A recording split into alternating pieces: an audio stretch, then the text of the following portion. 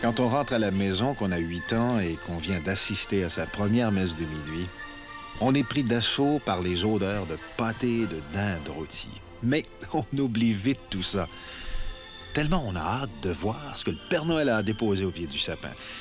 Nous habitions à ce moment-là une énorme maison de 4 étages, cachet extraordinaire, une de ces maisons pierre grise, comme on n'en fait plus haut, pierre taillée par des maçons d'un autre âge qui ont emporté leur secret avec eux. Une maison avec des pièces vastes comme celles des châteaux, au plafond de 12 pieds, enluminé de motifs, de dessins de plâtre, avec des demi-colonnes de bois sculptées espacées sur les murs, et chapiteaux qui donnaient l'impression d'avoir été arrachés au Panthéon d'Athènes.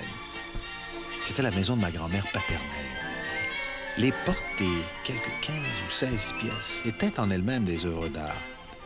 Il y avait 2 magnifiques escaliers à balustrade, une maison faite pour les soirs de fête, pour les réunions joyeuses du temps des fêtes.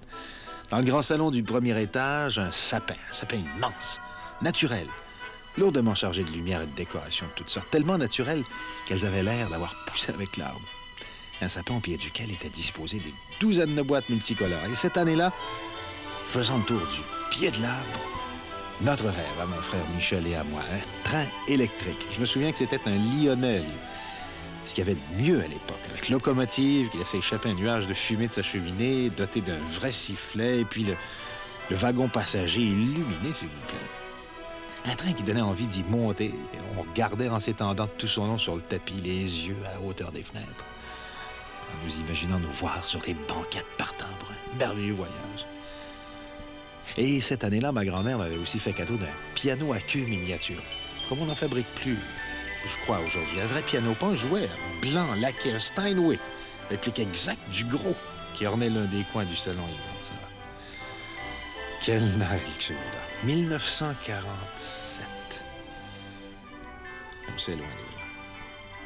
Et puis, à table, dans la pièce d'à côté, le festin est servi aux convives. Une table solide, chère. Les chaises au dossier haut, sculptées, la plus belle nappe de dentelle crochetée par l'arrière-grand-mère, les lampions, les chandelles, toutes ces belles et bonnes choses. Une pain énorme, la peau dorée, croustillante, qui craquait sous la dent, cuite lentement arrosée d'une sauce, recette secrète de grand-mère, c'est pas une blague, avec une farce aux pommes de terre relevée de sarriette fraîche, des canneberges, du pâté à la viande en portions généreuses, un repas en lui-même. Et tout, des viandes au pâté en passant par les marinades, tout était fait à la maison, sauf la dinde. Mais là encore, l'épicier du coin ne l'avait pas vendu. C'était un cultivateur qui était ami de la famille, qui l'avait engraissé spécialement pour l'occasion. Et le dessert. La bûche superbe, un glaçage à l'érable. Plus qu'il n'en faut pour donner à un enfant l'idée d'en trop manger. Et après le réveillon, on repassait au salon et là, c'était la veillée de Noël. On se réunissait autour du piano pendant que nous, empêtrés dans les rubans et les emballages des cadeaux déjà déballés, on s'évertuait à découvrir quel était le jouet le plus fascinant. On passait d'un à l'autre, on s'amusant autant avec les boîtes qu'avec ce qu'elles contenaient. Alors de ces veillées de Noël, quelques amis de la famille qui s'étaient joints à nous apportaient un violon, une flûte, un accordéon. Et nous avions droit à un merveilleux concert improvisé. Ma tante Gemma touchait le piano. Et mon grand-père, qui entonnait d'un ton solennel après s'être dérumé, son cantique préféré. Le seul qu'il connaissait d'ailleurs d'un bout à l'autre, je crois, quand il mettait l'ardeur à nous ramener toujours le même. Un cantique qu'on n'entend plus souvent dans le silence de la nuit. À son berceau, portez les dons de la tendresse. C'est là que j'allais bientôt aller.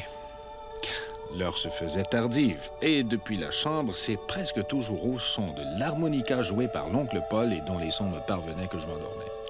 Les sons qu'oncle Paul réussissait à en sortir me marquèrent au point où, chaque fois qu'aujourd'hui, j'entends un air quelconque jouer à l'harmonica, c'est à mes Noëls d'enfant que je me reporte. Mes Noëls où l'harmonica est devenu pour moi l'instrument de musique aux sons les plus poignants, les plus pathétiques. et qui berça mes rêves, à l'époque où les lendemains de la veille, fût-elle de Noël, n'existaient pas.